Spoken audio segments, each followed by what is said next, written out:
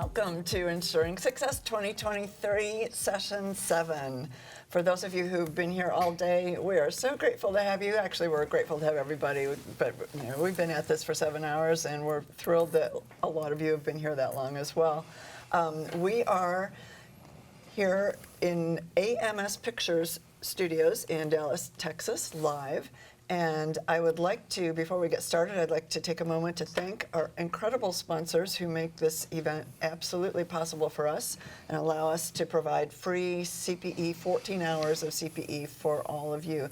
And those sponsors include ADP, Avalara, BotKeeper, Canopy, Instead by Corby, CPA.com, eFile for Biz, Relay, WriteWorks, Suralink, Wolters Kluwer, Xero, and Zoho, and in particular, for this particular session, we are sponsored by SafeSend, and we're so delighted to have them here and helping to sponsor our session.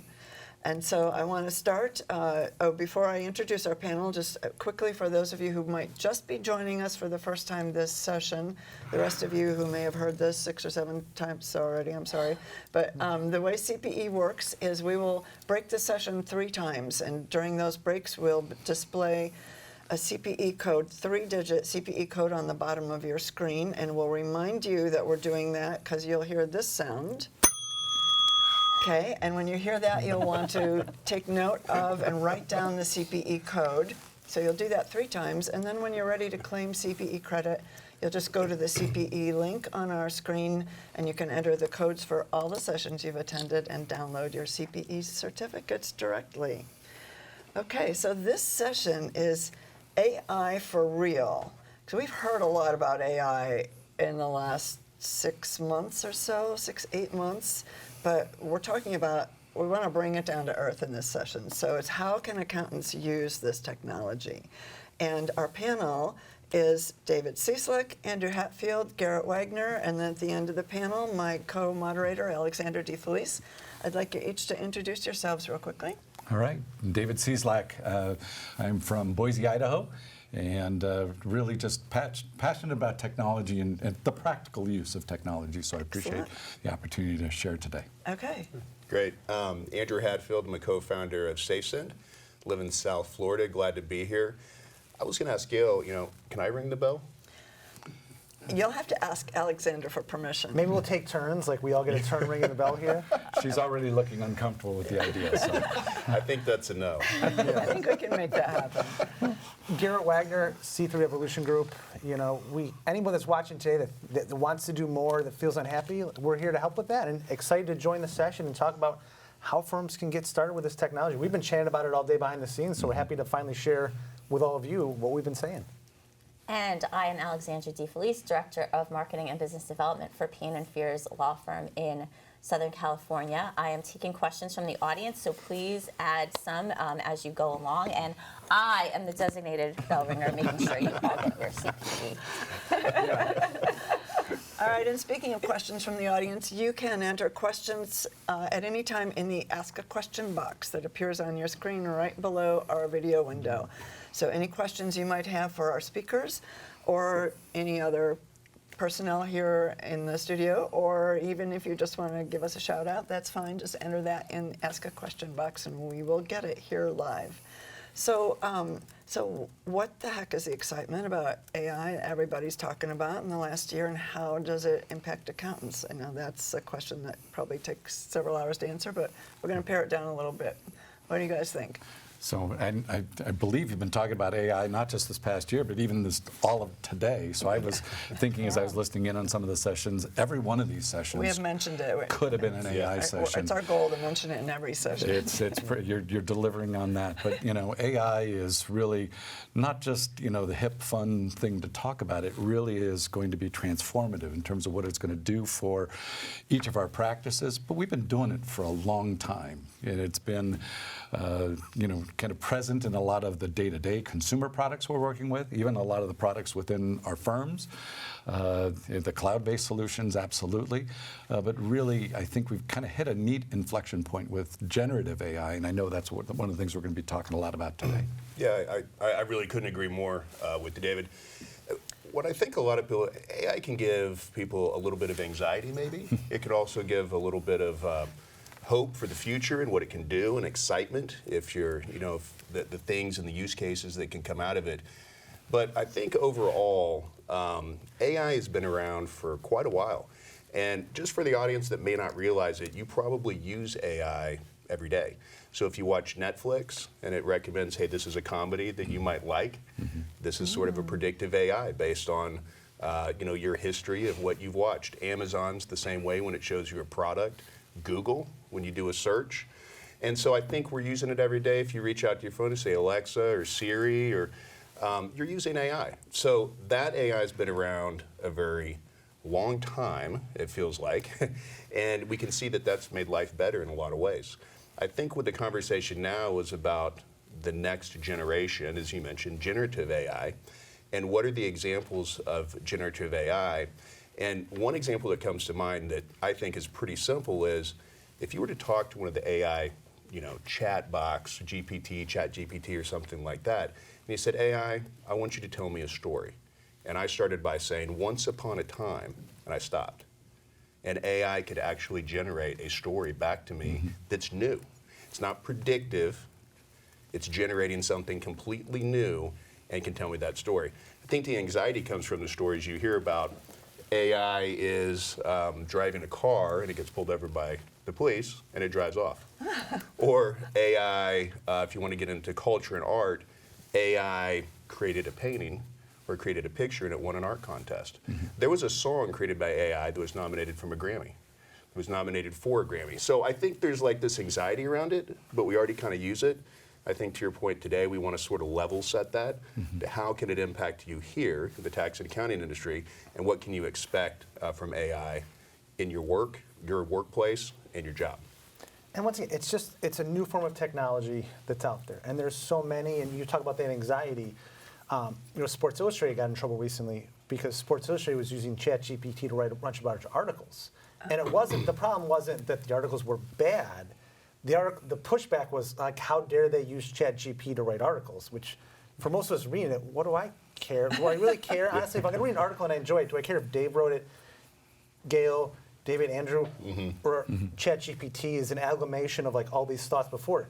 I don't really care. But the anxiety is a person like, whoa, like in our profession, it's no different than if we go back before my time of like when tax returns went from being done by hand to like you'd mail it in someplace to when there was tax software. Like that was very transformative, but that was very like in our profession anxiety of like, whoa, hold on, like what do you mean I'm gonna have the software that's gonna do a tax return like here in my office? Like I'm not ready for that. And we took a long time as a profession to make that change. And to me, that's gonna be the biggest struggle for us is like the technology's there, but will we accept it and will we embrace it and be like, hey, I can use this to make my life better, instead of being like, I just don't know, like I don't feel good about it. Are we able to bring up one of the slides? Is it, Yes, which so one do you slide want? number 3, if you don't mind. And slide number 3, it kind of shows a continuum of really kind of no technology, or kind of the on-ramp, RPA, which we've been talking about for years, and Oh my God, kind of process flow automation, and then all the way through now is starting to bring in some machine learning and even deep learning to kind of. And so where are we on that journey? I think we're finally at a place now where, and that's really kind of how the conversation has turned. We're really at a place now where the machine learning is now becoming available, accessible to end users, to the organizations, and again, credit OpenAI, ChatGPT, to kind of bring generative AI to the forefront, and now making it accessible to end users, literally through a web browser. So I like the graphic, and just to give us an idea that it's a I'm just going to push journey. this over since the audience, I think, can see it, but I don't think you all can. So if you guys can just don't do anything crazy on my computer, you computer guys. But can we bring Explain the what we're looking at here. Yeah. That's so. Yeah, it's. I guess I'm nervous to use the word mature with AI because it seems so new and there's such a long, future and path on it. But for SafeSend as a software vendor in the industry, we really looked at AI, and we've been looking at it for the past few years. It's finally gotten to the maturity level where we can actually apply it in areas that matter. And, you know, I know that going back to anxiety really quickly, and then I'll move away from anxiety because we don't want to talk about that all day. But ChatGPT passed the CPA exam. So, But actually, if you listen to Barry Melanson, and he would tell you no, because those questions aren't public. So it may have passed some test exams, That's but right. it has not passed the exam. So that's a perfect point to say you shouldn't really have anxiety about it. Because the next question is it going to replace my job or my business? And the answer, and I think everybody would agree, no. It's just the answer is no. It's going to make you more efficient. It's going to make you more streamlined in back office areas and tax planning and data collection and a number of areas that's going to improve your business. It's going to give you more time to be an advisor, to focus on client service in particular. And what do you have to do to get there? Not much. If you're going to become an advisor in AI, then you need to learn about AI. You should know about it anyway because your clients will ultimately ask you questions. But what do you need to do in your firm? From my perspective, vendors like SafeSend and others and the sponsors that you listed, these companies are going to uplift their products with AI and just provide better technology in a more streamlined way to reduce more back office and workflows and processes. That doesn't really affect what I do as a CPA or as an accountant on a daily basis, other than I get the uplift from a vendor like us doing it. Before we move on, I think we need to make our first little break. We do, yeah. We are going to display the first CPE code for this session on the screen, so be sure to record bell. that 3-digit code and write that down if you're planning on claiming CPE credit for this session. Okay, onward. So, I mean, interesting, point too. I've heard a lot of quotes. A lot of folks making a lot of statements about generative AI in particular. But one that kind of stood out to me was trying to fight artificial intelligence or generative AI is trying to fight the calculator. Yeah, And that's so right. you That's talk right. about fundamental, and it will become a fundamental tool for all of us. And I know it's anxiety producing, at least initially, until we learn it, get comfortable with it. But we're telling everyone, jump in and swim. You're never going to really learn what an amazing tool and what potential it has until you start to experience And the it. good thing is we've got so many tools already. When you look at that continuum of basic algorithms and process and bot automation all the way over there that's not AI. Take the OCR technology we keep talking about. Okay, how many firms really use that and accept it and understand, here's how I leverage that same uplift, like you said, to retrain that process from I'm having people that put data in and check it to know the OCR is going to put it in and check it, and that person's role needs to change to what do they do with it. We've been talking about that conversation for here's how you use OCR technology to uplift your firm for 10, 15 years, and firms are kind of still I don't like it, it's not good, but it's that same thing. Whether it's ChatGPT or something else, we've got so many solutions we don't use. We've got to start to embrace it and be yes, how can I, anything that helps me get the job done sooner and quicker needs to be accepted as a good thing. And it gives us a chance to grow. But as a profession, we're really hesitant to let go of that, I'm going to control this and do it. And I heard a lot coming up of I just don't trust the computer, Garrett. Let me just tell you, SafeSend's a great product, but I just don't trust it. And I always be what, do you not understand how the computer works? What do you not trust? It adds, a calculator, David. A calculator takes 1 + 1. The answer is always 2. It's not 1 + 1 is 3, 6, 8, 9, 12. It's 1 + 1 is 2. Because it's a binary Or program. what would you like it to be? That's the CPA's. But Garrett, there is a reason that you can't always trust chat. We're just saying chat GPT as a general. Okay, you can't always trust AI because it's proven that it's a liar and it makes things up, right? So what do you have to do to make sure that it's correct? Well, and that's where, for us as accounting firms, we're not trying to use ChatGPT to do the work. We're not I'll pick on university lawyers that get in trouble for ChatGPT wrote the brief and it's wrong. For us as a firm, ChatGPT, let someone like SafeSend deploy that behind the back end, get the kinks out, and do it. For us, we still need to do the legwork and let it just do that legwork for us, make our job easier, then we're going to check it. Let's take that article writing, for example. Sure, if you want to, as your firm and you want to write articles once a month, let ChatGPT write the article. But then you have to fact check Correct. it, right? You got to get in there and be okay, like, Ask it for citations. Totally. And so that's one of the ways you can fact check it, Yeah. is say, you know what, don't just write the article, Yeah. cite your sources as well, because you don't want that hallucination, that completely fabricated Does it story. do that? Because I feel like it doesn't do a very good It job depends at on that. the service, and Yeah. you're right, but that's part of our responsibility, depending on where we're applying the technology. Yeah. So, and it learns as it goes. Like, for Yeah. example, like, because Gail, you've written so many books and you've got so much out there. If you said to ChatGPT, write a Gail Perry style article on like the 10 tips for accountants to deal with tax season stress, it would probably do a pretty good job and sound somewhat like, you might read it and be like, oh, like, I see parts of my writing in there. Like, it's not perfect, but it's got enough data to learn from to be like, it can write a decent first draft of that. It's a starting point. But you've got to like get it over the finish line. And for us as CPAs, we're not going to do that with like ChatGPT, like do the tax return form. Just Okay, a, so just actually a call that's- out to my editors. I don't do that, honestly. So that's really good. I know that you're not going to have it do the tax returns. So for tangible things that they can use it with, we said one is to maybe draft an article and fact check it. What else can they be using it for? So I would say, by its very nature, generative AI, think of it as creative. Think of it as content, kind of sourcing. So when we think of, writing copy, writing Emails even? emails, and a lot of it is now being incorporated right into the email solutions themselves. So when you call it up, you can say, write an email to so-and-so with the following information. So again, generative AI is about, not so much process automation as much as it is content generation. So think of it as almost more of a creative supplemental tool. And so when you think about the different business processes within your organization, that's a great place to think about applying that, or at least experimenting with it. I like that a lot, because that's like, for the CPA firm owner especially, that's not their core competency, right, necessarily. They're not a communicator. I'm not saying that they're bad writers, but they're not writers. I was just before this, I was sitting down, I was writing a LinkedIn post, and sure enough, I typed up some information and said, would you like AI to help you rewrite that?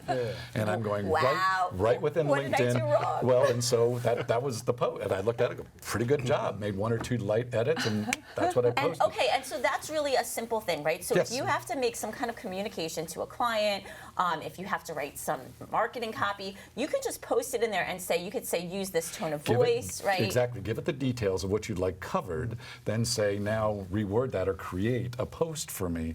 And that's a very tangible, immediate way you could deploy generative AI. Well, when we use email, first of all, and then I always use spell check. And I have other things in there that creates part of the sentence, so you can jump forward and I have to type it, because it makes you faster and more efficient. This is just the next generation of being able to do that. The next extension. And next extension, next generation. And to everybody's point here, it's not going to create an email that sends by itself that has something you don't want to go to your client. It's helping you save time by producing it, where then you can define, Here's is the this points I good, do wanna I need cover. to change it? Yeah. And you can define what that's going to be. And that's a great use case, because how many emails do we write every day? Yeah, and that's a great, like, in the future, what could it look like? Okay, like, we've got some different standard emails we send when the return's done. And in the future, okay, ChatGPT, I need you to pull from the tax software or the OCR or whatever, like, these pieces of data. The name, the kids' names, any birthdays, like, the balances due, the states, the estimates, whatever, and, like, here's the flavor. Sure, instead of right now, like, okay, we need template number 1, go to the return, and, like, I'm going to pull this data in, but it's still, but ultimately, like, it's a process that the other piece we got to talk about is this is all process driven. Yes. And without that, Has to right, be. without that underlying process at your firm of being like, we're going to consistently do this way, it all kind of, no matter what it is, falls apart. And Alexandra, you brought up concern. We've said the word anxiety, and so you think about, there are firms that are saying, look, let's be careful. Let's understand the tool, but let's be careful about where we deploy it. We want to make certain we don't put client information at Right. risk, accidentally, inadvertently make something visible, discoverable, and ultimately compromise that trust A bunch relationship. of questions are coming in about security, and Yeah. when we mentioned it at the other sessions, it was, again, the best practices for now anyway, don't put in client information. 100%. So, but what about, some firms I know that they're making their own, their own product that's only for internal use. David, as the security guru here, is that even safe? The answer is yes. If you want the benefits of a generative AI solution, but you're concerned, or really it's non-negotiable with regards to that confidentiality, then having an in-house, stand up your own large language model, your own generative AI solution internally. And in fact, the Big Four are doing it, a lot of larger firms, and now that's starting to come downstream, where we can stand up our own models, and then that's going to be a tool we can use internally. We don't have to worry about the externally compromising. So who the heck is going to make that for me? Because I don't even barely know what AI stands for. Now I got to make my own tool. Well, but that's artificial intelligence. No, But that's that cost benefit. What's the most applicable thing? Like, if I was to tell you what to do today, I'm going to tell you, spend more time today on a process. Like, make sure your processes are as standard as possible, and then get to that in 3-4 years once it's much easier, and someone's ironed that out, that it's like a simple add-on in Outlook of Outlook now has You think that'll take 3 or 4 years? But whatever, as an example, whatever time it takes, Yeah. it will come with Outlook or Gmail or whatever by default. Spend this time to what's my process? How do we consistently do this and get on board as a firm of we're going to deploy this in, and in order to do that, we're going to lay the foundation. Yeah. Focus on the foundation right now for a lot of firms. That's the best thing. Build that foundation today. Don't race necessarily to use it, but lay that foundation so you can deploy all these great solutions on top of it. And it's going to require, this is what we always tell people, it's going to require the cloud. We're going to want that connectivity to the back end engine, the backside engine behind this. But to your point, Garrett, look at process, understand there's really some things we're doing that would benefit from automation, or gosh, we'd sure like to be a lot more efficient with regards to X. Now, a lot of the publishers, the software solution creators, are driving AI into their products, so we're naturally going to start to benefit. You think about SafeSend, you think about each of the different publishers out there. They're saying, we want to make our product smarter, better. We're going to drive value into the solution through AI. That's fantastic. But then also organizationally, visit your processes. Think about where there's opportunities for that improvement. Can AI help me? And I know for years we've been talking about RPA, but yes, this really is next-gen stuff. Yeah. Do we need to go to a break? No, I was. We had a question come in from one of the attendees saying, take this down to the level of the tax practice. Yeah. How is AI going to affect tax practitioners? So one of the simple ways to think about this, so we're talking about different levels of use with AI. And there's different things in your firm that you can do, and we've talked about ChatGPT and having it, create emails for you that you can then go through and finish the way that you want. A really simple way to think about this, and I speak from a SafeSend perspective of what we will work on every day. Anybody out there in the audience still, do tax returns? Know what tax returns are? So tax return process is pretty simple, and I think we all know this. The front end is you got to gather the data and the documents from the client. Then you have to go to the middle section, which is prepare the return. The tax software spits it out, and then you have to send the return out to the client and get it back and file it, right? And then you get paid. So where we've always had trouble getting really good recognition is the documents and data in. So when your client gives you the shoebox of stuff, the industry's built really surface level solutions that can get that digitally from the client to you. But then somebody in your firm has to go in and they have to start deciphering, well, what is this? Here's the document request list of what we need. We had to produce that too. And then we start to match it up. And you don't really know until somebody does all that work. And so one of the key 4 areas that is going to be beneficial inside of firms is that back-end streamlined process, that back-end office work that nobody really wants to do. So in that example that I gave, using AI, we're going to be really accurate on deciding what the document is that comes in, matching it to your request list that we created and predicted from the last year and the year before's information of what you need, match it all up, give you transparency, what do you have, what do you need, no manual labor to do that, and then give you reporting, like which client, you're 60% completed with your client's input, so you can go to preparation, you've got 80% on this client, 10% on this client, 60% on this client, and oh, you know what, when they uploaded their W-2, it was a picture of their grandmother by mistake, we caught it, we threw it out, we reminded the client to give us the right thing. That, and then passing that on to the OCR products we talked about in the middle section, which produce data further to go into your tax programs, I mean, think about that automation. The industry's been working on automating the tax process for the last decade. This just levels us up so that we can do a better job at it, and it's going to give you more competition as well, which is good. It's good to have people competing in those spaces because the goal is the solution, right?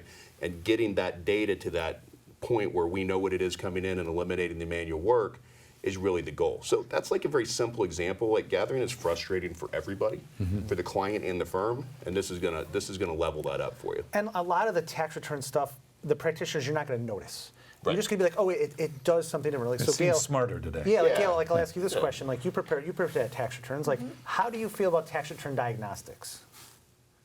Do you find them to be helpful? I ignore them. Right? Yeah, but like, that's you're the gonna right see, thing to do. but you're going to see AI applied to those to be like, let's better filter those out of like, is this a helpful one? Is it not? If this is something that needs to be cleared up, instead of being like, prime example, like the HSA contribution exceeded the limit, please fix. To be like, oh, like I'm researching the tax code. I can explain that.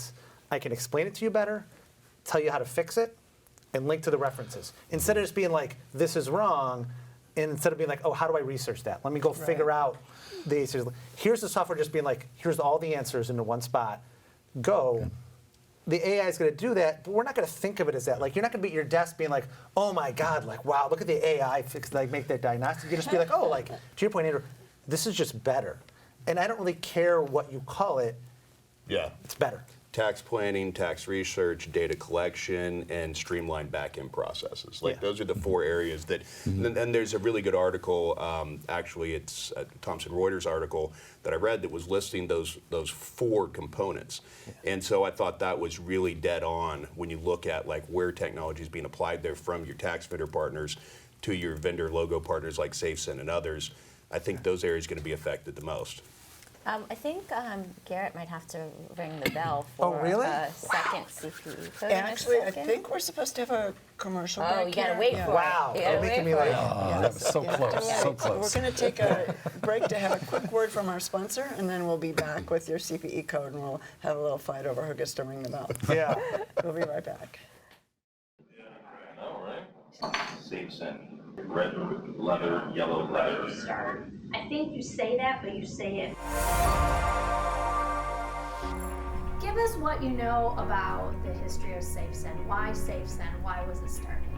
It was solving a problem within the tax and accounting industry, allowing firms to move to a more electronic process. And from there, that spawned the idea of SafeSend and subsequently the products that have come out with the SafeSend suite. As the business grew, our clients really were the driving force of our innovation. More? Yes, please.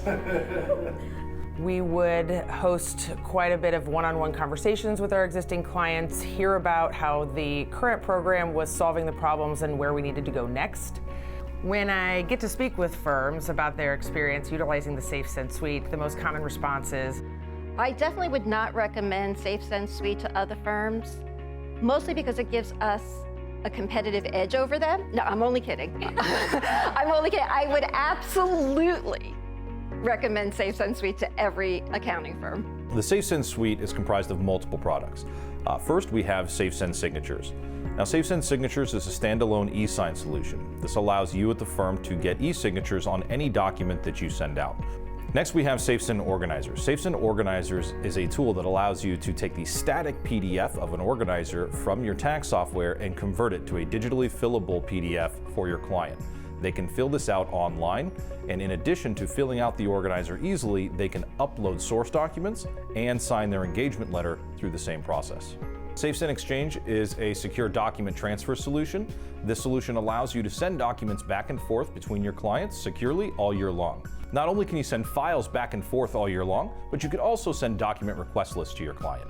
SafeSend Extensions allows you to send the extension forms to your client if you're going to go ahead and extend that tax return. The big benefit to extension is that you're not sending the entire return, and you're still going to provide your client with their vouchers that they need to pay up until that deadline. SafeSend Returns is the flagship product of the SafeSend suite. SafeSend Returns is an automated tax return assembly and delivery system.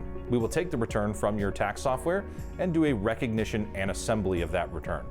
From there, you can send the return to your clients in a very simple 3-step process where they review their tax return, e-sign the refile forms, and then make and manage any payments that they may have.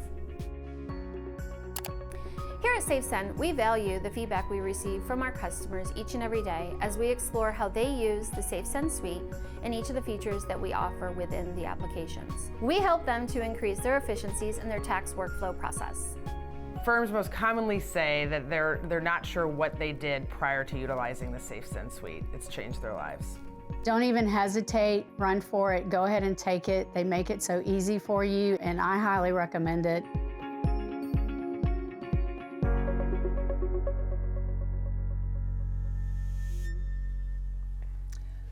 Okay, welcome back. And at this point on the bottom of the screen, you should see your second CPE code. Thank you, Garrett. Wow, that just felt amazing. You know, I'm gonna move this down to my co-panel, so next time we can like. All right. So be sure I to made the record decision. that code if you're planning on collecting CPE credit for this session.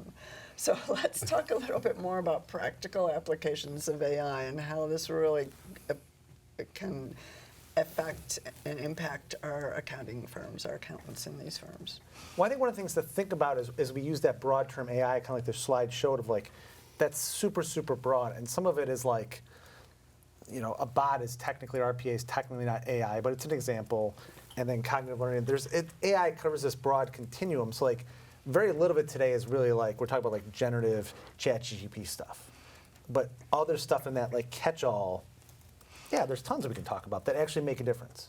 Yeah, and a lot of the AI is, as we've been talking about, is kind of baked into the solution or being baked into the solution. So we think about transaction, data entry, fraud detection.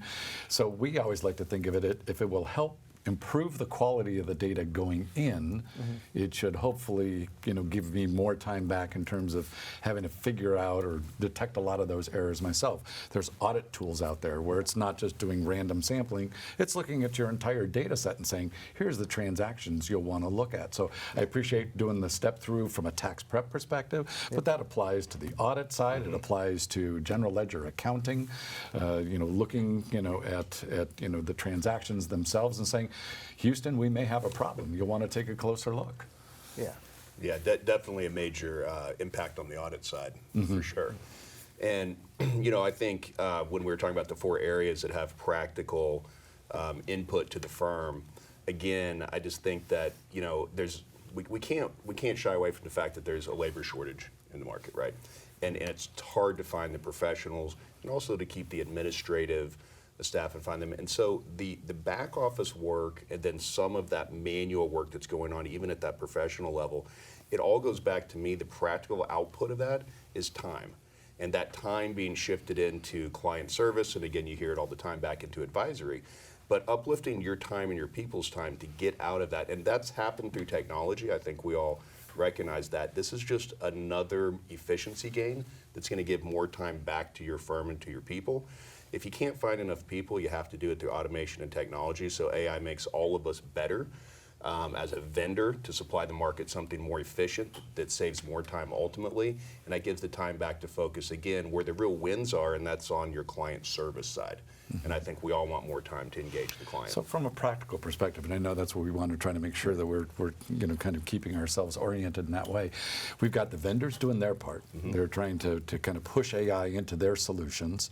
And then from an end user, you think from a practitioner perspective, what are we looking for them to do? Well, make sure they're using, the latest versions of these tools. It's not going to, I always tell folks, look, if you're still running in-house servers and legacy software, you're on your own island. AI is never going to find its way to you within that, within those products. So we need to be in cloud-based solutions and using current versions of products that the vendors are updating, upgrading, and driving AI into. But then as an end user organization, Garrett, you said it earlier, look at the other processes, the kind of the in-between, the mortar in-between maybe the applications and say, is there opportunities for automation there? And we've mentioned RPA a few times. And yes, that's a real kind of low tech, but it is an automation layer that might help bring some efficiency. But then The rest of the AI story, I said earlier, generative AI, I think of it as more of a creative rather than a just, kind of a transaction looking for errors in transactions or fraud detection. That's not really what generative AI is doing for us. Generative AI as a solution is that creative component. Understand the landscape, learn the tools, much like we sat down and we learned Word, Excel, and PowerPoint. Very different, products, different purposes, but as we understand the tool, then we can say, where are the places within my practice where that is the right tool for the job? And by the way, the right answer for everything is not Excel. So, it's not a great word processor.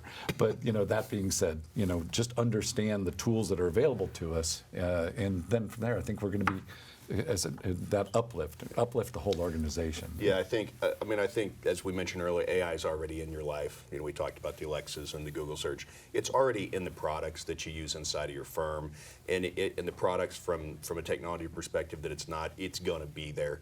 So it's going to creep. You can't stop it. It's just going to creep into your firm and your efficiency. But you do have to also be proactive to go out and learn about it, especially on the creative and generative side that he was speaking of.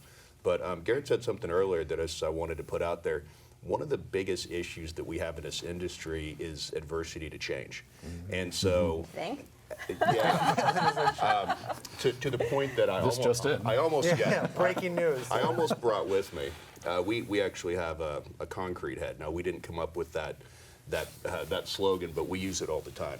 Because usually what's stopping progress and what's stopping change in a firm is really just a concrete head. And then we all know what a concrete head is. It's a person that is adverse to change.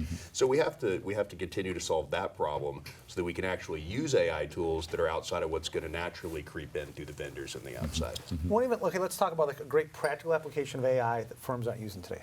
Okay, a lot of firms out there, they still love, you talk about cloud-based as well, they love desktop accounting software. Like it's just better. I can get in there and I can code those transactions. It's the best version of the product that ever existed. And I can just put those checks in so quick, and it's so better. And I know all the stupid pet tricks too, by the way. Yeah, and but versus online, it's just not easy to use. It's not user friendly. And it's not meant to be, because it's meant to it's gonna pull the data in. And every time you see it try and categorize a new transaction, it's going to record it to this GL account. It's AI being like, oh, I'm predicting this charge goes to here. And that can take doing, like you said, that uplift of I can spend 20 hours a month manually putting in accounting transactions, or I can spend 2 hours a month reviewing a few transactions that the AI says, review these, the rest we already know. That's exceptional. That's a monumental shift. Of the word. But that's a monumental shift in a profession that's been here that's not new. That's not like breaking news. AI, digital transformation in accounting software, just came out to reinvent the world today of AI to data coming into record. It's been here for years, but firms are still I don't, concrete heads. I don't know about that, Garrett. I really like the desktop version where I can but you don't know how fast I am coding those checks in. But I think what ends up happening is so many practitioners have this belief that that's part of their secret sauce. Oh yeah, totally. And I'm going, no, it's really not. I mean, we've really kind of moved on. So we need to reevaluate organizationally, what is our secret sauce? And maybe even kind of do some realignment around, what is the distinct value I can bring? What's my domain knowledge? What are, my areas of specialty? What's my value add? And I think we're going to find that our value add has shifted because automation has helped take that high effort, low value work, automate it, improve the accuracy and the timeliness of it, in giving us the ability to really redouble our efforts in and around our true expertise. I don't think your secret sauce is your expert level of tips and tricks. Too many believe that, I think. No, I think I 100% agree with you. They believe it, but that's the secret sauce has definitely changed. And if that's what you think your secret sauce is, again, we talked about concrete heads earlier. That's just adverse to realize that it's not secret sauce anymore. It's not. It probably never was. So what about the people who maybe are still on the desktop versions or are reluctant to change, and their reason is they're worried, they're security, they're worried that something's going to get lost and they won't notice it because it was happening so fast, and then is it all safe? I think those are sort of major concerns. But that's that same change with go back to how people felt with the calculator came out of what do you mean? you're going to do math on this machine? Like, what's going to get missed and what's going to get lost? Where, like, if I write it down, like, I know when I multiply I'm old, but 600. I'm not that old. But I was good with theoretically, the slide rule. but like, you know, I know if I multiply 658.46 times 4659.42, I wrote it out and I know I didn't Yeah, miss yeah. anything. Versus, it's But a major change, but we've got to. I mean, it comes down to, like, you've got two options. You can not change, and it's going to be hard because you're stuck in the past and you can't move to what Andrew said, that other area. But that's the accounting dilemma, right? We're stuck at this inflection point, as David, you said, of like, we're either going to inflect with it and change, but like, you know what? It's okay. Like, I don't need to see every nuance that comes in, and I don't need to code every check that comes in, and that's my whole life. Because now it's all done, and I can sit with David and be like, David, like, let's talk about your business this month. Like, what happened? David, I'm seeing some trends here. Are you seeing these trends? And David's going to be like, his business, small business owner, like, I don't know. Like, I paid all my bills this month. What are you talking about? You're like, okay, let's There's still cash in the account. well, let's talk about, David, what's happening in your business and how we can change it going forward. It's a very different The higher conversation, value of your time. but a lot of And CPAs, it's actually, uncomfortable. AI can even provide you with the information to have that conversation. Yeah, That's we right. can give you some insights. That's right. So two things. I know there's gonna be another session dedicated to security, but I would I just wonder if put. he's speaking about that one. Yeah, and I might be participating in that one. But I would tell you that your data, is more secure in the cloud than in virtually any firm. kind of in-house, Absolutely. hosted kind of environment. So that's important. But really just understanding that AI piece is only going to be available through these cloud-based products. Yeah. And then the resistance to change. My response is pretty much the same every time. If you don't change, then others who are open to change and are changing are going to kick you in the shins and steal your lunch money. You're going to lose. If you don't kind of adapt, then you're going to find yourself, people will just move on past you. I completely agree with that. The change will catch up to you, and it'll just move right by you. I was just on security from sort of a higher level, just to give some comfort level to everybody. So when we talk about AI, so for SafeSend, we go to companies like Google and others, or Microsoft and Google and others that are building tools that they release to us to build software products around AI. There's a lot of security, and there's a lot that's held back, and it's not released until it gets to a point where it's very comfortable to release it down into the mainstream. Then we go through our own trials and tribulations with it and make sure that there are no issues from a security point. So it's fair to have a concern that this could cause an issue with my client, but if we get it wrong when we release it, or Microsoft gets it wrong when they release to us and so on, this is a massive effect for our business. And so I'm just telling you from an inside perspective, we're all extremely concerned about making sure that what we put out there is accurate and is safe. And most of the things we're talking about from a basic application standpoint are not the security concerns that you might think. I mean, these are kind of leveled down from what Chat GPT and things could be or what you hear about. But I always say that, I'm sorry, No, it's all right. security today is job one for all of us. It's job number one. It's I don't care what it's your my most product important is. client. I don't care who you are. I don't care what Yeah. you do. Security is job one That's for right. all of us, and That's right. that's protecting our client data. It's protecting our families, our elders. It really is job one. So I really look at it and say, what is my best shot at the highest level of security? It's going to be those cloud-based applications. It's going to be moving on from those in-house solutions. It really is, kind of understanding that things have shifted. You need to make certain that you're moving toward those most secure And those bigger approaches. players and teams have policies, procedures, people dedicated to the security. Where if you're a small firm with 4 people, and you're the partner and you're the IT guy, and it's 3 in the morning, and someone's trying to hack into your system, you're not there. By the time they get in, and you find it, it's 6 months later, and you find out because suddenly, why are a bunch of your clients calling you being like, my identity got stolen, do you have any idea why? And you're like, Again? no. And then eventually they're like, oh, shoot. Like, this is like 12 calls in a week. Like, and you call your insurance broker and they're like, But you how probably many got of us hacked. find out that from our credit card companies, is this your charge? And I'm going, and we learn from them because they're constantly monitoring that. But that's a perfect example of saying, look, somebody's got your back. All these publishers are on the lookout for that very kind of rogue, that bad behavior, and they become a partner with you, helping protect you organizationally, reputationally. And even with like practical applications, you and I could probably talk for hours on like different nuanced practical applications. Like some that are so small that people don't even realize it's there. There's so many of them, but a lot of times we don't even know that AI is doing this, whether it's the audit, the tax side, the fraud side. There's a ton. Sometimes we don't need to know. Like, does it really matter how the software does it, whether it's just basic coding or a bot or cognitive learning, machine learning, AI? Do we really care? Or are we just happy that, like, to your point, Andrew, it's easier than it was yesterday? I don't know, but I know what we do care about, and it's taking another break. Don't we need one, Gail? We do. It's time for one more quick break, another message from our sponsor, SafeSend, and when we come back, we'll have the third CPE code for this session.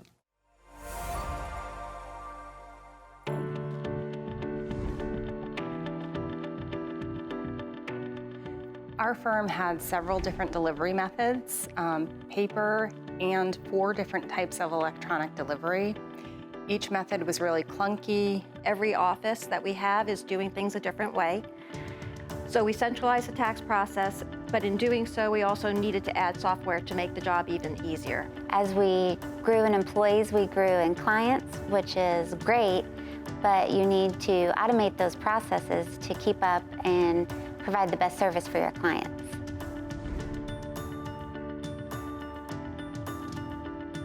I looked into it along with our IT director, and we had a demonstration done, and we were just blown away by it. So we had a bunch of the tax managers attend a demonstration. They also loved it. It's just been something we as a firm had been looking for. And so right away we implemented it. And I said, well, let's just try it on 10 clients. That lasted a week, and we immediately started using it for our 1040 deliveries. We were introduced to SafeSend through an employee who came on board and had used SafeSend at a different firm. She was a real advocate of SafeSend, encouraged us to look at it. When we did, it was a no-brainer. We absolutely love the SafeSend Exchange Outlook plugin. It has been an absolute game changer. The one thing that really improved the most was the speed in which we were able to deliver the returns to the client, get back their 8879s and get them e-filed. And has increased that efficiency both in our office and for our clients. It just saves so much more time, and everything's in one place, and it's so much easier to deliver. Multiple delivery options, being able to have signatures and returns, extensions all delivered in one manner has been a godsend for our firm. We've just got it all with just one click.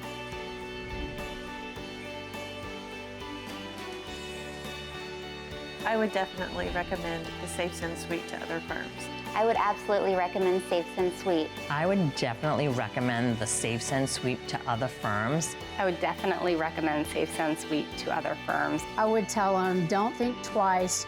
Go ahead and jump on the bandwagon, drink the Kool-Aid. SafeSend is the way to go. I would absolutely recommend SafeSend Suite to every accounting firm.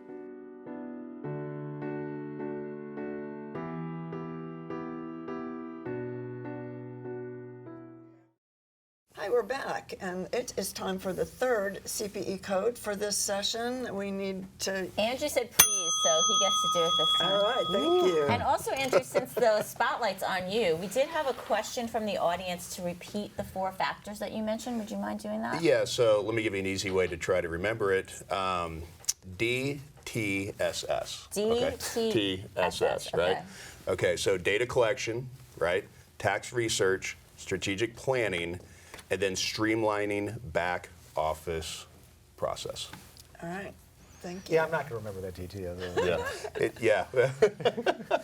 It's the best chance. Yeah. Well, then you can watch this tape again 2 weeks from now. Maybe I can ask ChatGPT to like turn that into a funny. I couldn't make it any It funnier. will I be just on the try to final think. exam, so I suggest you commit it to memory. Final exam piece. Do you want me to ask that one? Okay, so on the one hand, we have people that are like, I'm never using this. Don't even ask me how to. I don't want anything to do with it. I just want my CPE. And then we have somebody that says, you know, on the flip side of this, how do I not become dependent on it? Now, all of a sudden, I'm just like, I don't want to write another email. I don't want to do this task anymore. AI is going to do everything for me.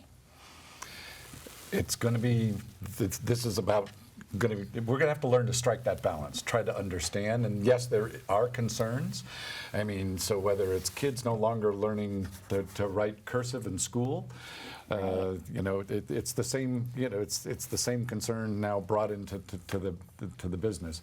You know, if you want to understand how it's done, you don't lose sight of that while you use some of these tools maybe to help automate.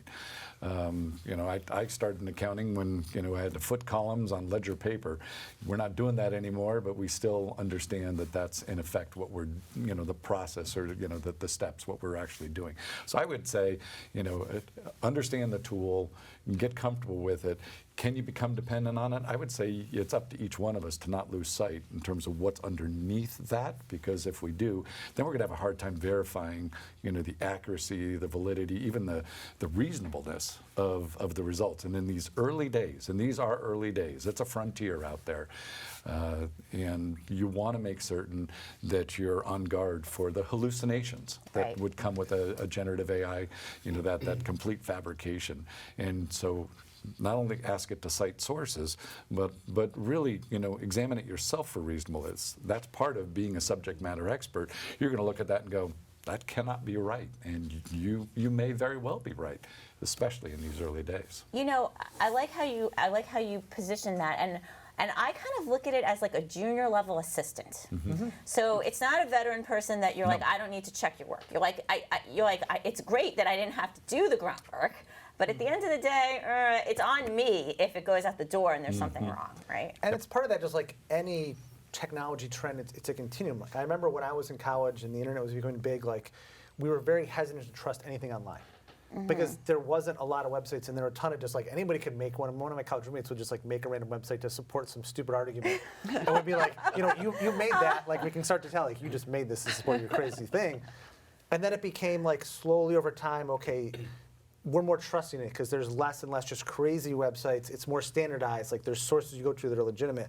And now we're kind of back on the back end when there's just so much everywhere that you can't validate it. There's bias, there's all sorts so of subterfuge going on. Any type of continuum of a change like that with technology, depending on where we are in that curve, you're going to be more trusting and less trusting. But that's where we are as people to be like, hey, like, I'm still a person. I need to think about this intelligently, not like overthink about it, but put my intelligent hat on of like, is this seem reasonable? Can I trust with this? Is this something I need to like spend my time with?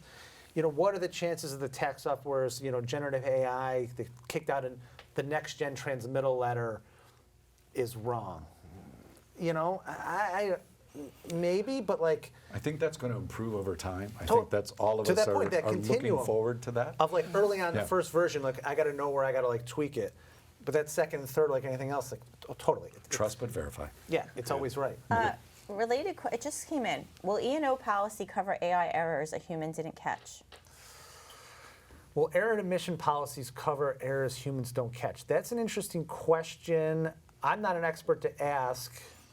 Off the top of my head, I would guess no to start with.